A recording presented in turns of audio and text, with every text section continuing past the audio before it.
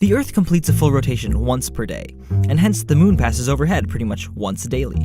So then why are there two high and low tides every day? Simple. The moon's gravitational attraction is stronger the closer you are to it. So the close side of the Earth gets pulled away from the middle, which in turn gets pulled away from the far side. As the Earth rotates, these so-called tidal forces cause water on the surface to slosh around as high tides twice per day, once when the moon is directly over your head, and once when it's directly below your feet.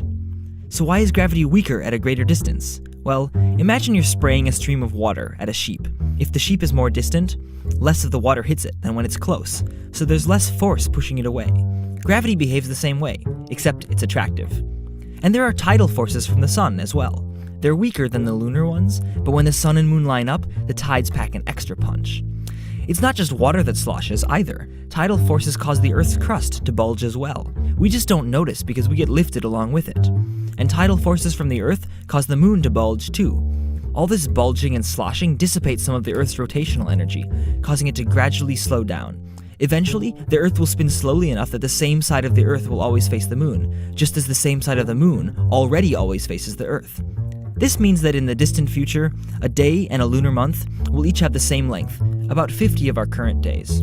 What's more, if the moon were to get too close to us, tidal forces from the Earth would be stronger than the gravity holding the moon together, so rocks on the moon's surface would literally start flying off into space, and the moon would disintegrate.